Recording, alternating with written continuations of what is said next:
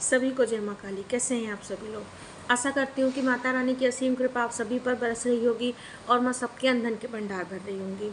आज हम बात करेंगे कि हम पूजा पाठ करते हैं, हम हर तरह की साधना करते हैं, इसके बाद भी हमारे घर में तंत्र क्यों हो जाता है।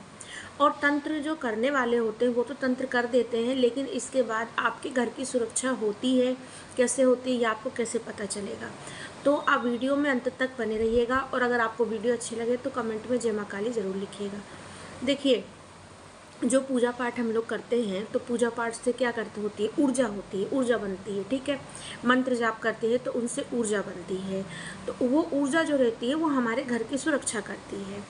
लेकिन अगर वो ऊर्जा आपके घर तक पहुंच ही ना पाए या आपके घर को सुरक्षित रखने के लिए वो कार्य ही ना कर पाए, तो वो ऊर्जा क्या हो गई, व्यर्थ हो गई। अब वो ऐसा क्यों होता है कि जो ऊर्जा होती है वो, आप इतना मंत्र जाप कर रहे हैं, पूजा पाठ कर रहे हैं, लेकिन वो ऊर्जा आपके घर की सुरक्षा नहीं कर पा रही है। देखिए क्या होता है कि जो तंत्र होता है, ठीक है, तंत्र कोई भी कर सकता है। आपके घर परिवार में आप गए, जो देखिए ज़्यादा करके तो घर परिवार के ही लोग करते हैं, क्योंकि तंत्र में आपके नाम की ज़रूरत पड़ती है, आपके पिता के नाम की ज़रूरत पड़ती है, आपके किसी भी सामान की ज़रूरत पड़ सकती है। ठीक है, तो ये सब चीज़ें क्या होता है कि बहुत जो हमारे क्लोज़ होते हैं, जो जानते हैं वही सब चीज़ जानते हैं, तो ये आपकी तस्वीर की ज़रूरत पड़ती है। तो जो ये कार्य करते हैं किसी भी तरह से, मान लीजिए आपको खिला पिला करके कर सकते हैं, आपको कोई सामान है आपका उससे कर सकते हैं, आपके नाम से कर सकते हैं। अगर इस तरह से कोई एक कार्य करता है तो आपके घर के अगर जो कुल देवी देवता और पितृ अगर बलवान हैं, अगर वो बलवान हैं, तो वो कोई भी चीज़ होगी, कितनी भी बड़ी चीज़ होगी, वो अगर आपके घर पे पहुंच भी जाएगी तो आपके घर के अंदर नहीं आ पाएगी। वो हो सकता है आपको बाहर से डराए, सपने में सूक्ष्म शरीर की आपको दिखे, वो आपको देख करके दिखा करके अपने आप को सूक्ष्म शरीर आपका जब देखेगा तो डरेगा, तो आपको इस तरह से डराए। तो वो क्या होती है कि अगर आपके पितृ और कुल देवी देवता अगर आपके अच्छी स्थिति में होते हैं तो कोई भी तंत्र मंत्र जो होता है वो आपके घर के अंदर नहीं आ सकता। और ऐसा क्यों होता है? देखिए, कोई भी तंत्र मंत्र, चाहे वो दुनिया में कोई भी करता हो, किसी भी स्थान पर करता हो, कितना भी बड़ा तांत्रिक हो, कितना भी पहुंचा तांत्रिक हो, वो आपके घर पर कोई भी तंत्र या कुछ भी तभी करवा पाएगा जब वो आपके कुल देवी देवता और पितरों को बांधेगा। क्योंकि हमारे दरबार जो कहते हैं ना चौखट होती है ना, पहले के घरों में आप देखते थे चौखट बनती है, आजकल तो वो भी बनना छूट गई है। ऊंची ऊंची जो होती है थोड़ी सी चौखट बनाई जाती थी, वहाँ पर एक तरफ हमारे पितृ रक्षा करते थे और एक तरफ जो होती थी वो हमारी कुल देवी रहती थी। लेकिन क्या होने लगा कि धीरे धीरे इतना समय बदल गया, लोग बाहर जाने लगे, बाहर अपना कुछ भी जो जॉब कर रहे हैं या अपनी जो भी लाइफ जी रहे हैं उसमें वो सब कुछ कर रहा है, लेकिन धीरे धीरे अपने कुल देवी देवता को और पितरों को भूल गए। ऐसे तो बहुत से लोग हैं जिनको ये पता भी नहीं है कि उनकी कुल देवी कौन है। ठीक है, उनको पितरों पे विश्वास नहीं है, कहते हैं कि जो मर गए तो उन तो गए, उनका तो कुछ नहीं अब रहा यहाँ पे और उनका कोई अस्तित्व ही नहीं है, तो फिर हम पितरों के लिए क्यों करें, हमने तो उनका तर्पण एक बार गया जी में कर दिया है, हमने गया जी बिठा दिया है, तो अब हमें उनके लिए कुछ करने की ज़रूरत नहीं है। या हम तो इतने बच्चा धामों की यात्रा कर चुके हैं, हम इतना कर चुके हैं, तो क्या कुल देवी हमसे प्रसन्न नहीं होगी? देखिए, कुल देवी आपसे, देखिए आप इतने से इससे समझिए, मान लीजिए कि आप एक माँ हैं या आप एक पिता हैं, आप घर के अंदर हैं और आपका बच्चा बाहर जा कर के सबके माता पिता को सम्मान दे रहा है और आपको नहीं दे रहा है, तो क्या आपको खुशी होगी? नहीं हो सकती।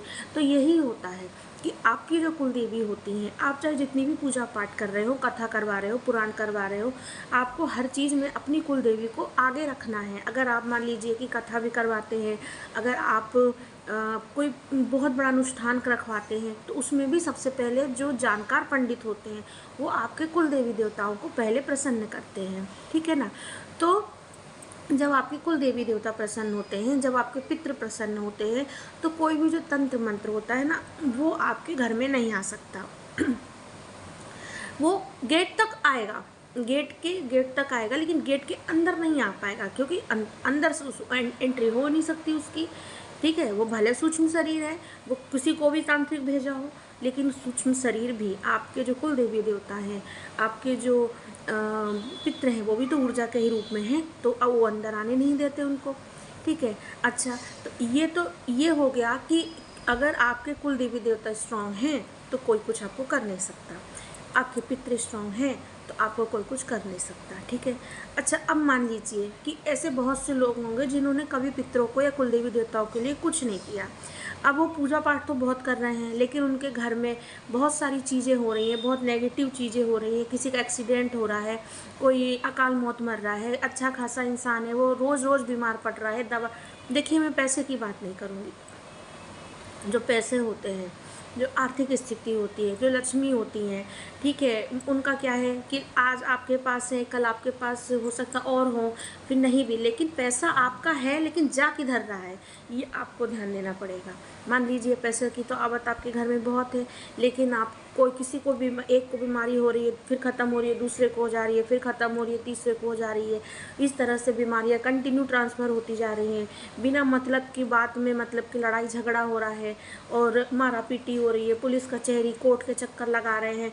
तो ये सब चीज़ों में क्यों होता है, वो तंत्र कार्य अपना दिखा देता है, क्योंकि कुल देवी देवता प्रसन्न नहीं होते हैं।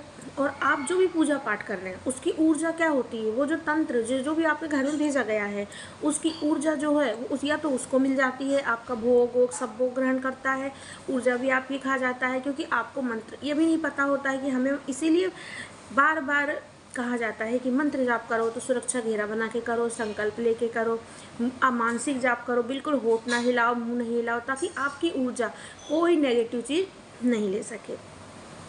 अब हम बात करते हैं कि मान लीजिए कि हमको नहीं पता कि हमारे कुल देवी देवता हमसे प्रसन्न हैं या जो भी हैं, लेकिन हमको करना है, ठीक है, पूजा पाठ हमको अपने कुल देवी देवताओं को मनाना है।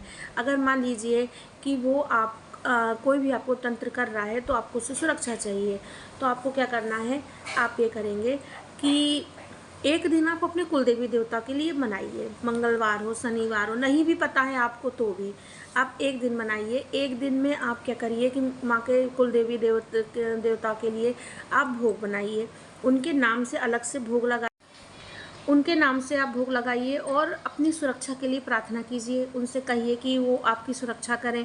जब धीरे धीरे आप ऐसे करते रहेंगे तो आपकी कुल देवी जो है वो आपके साथ चलने लगेंगी।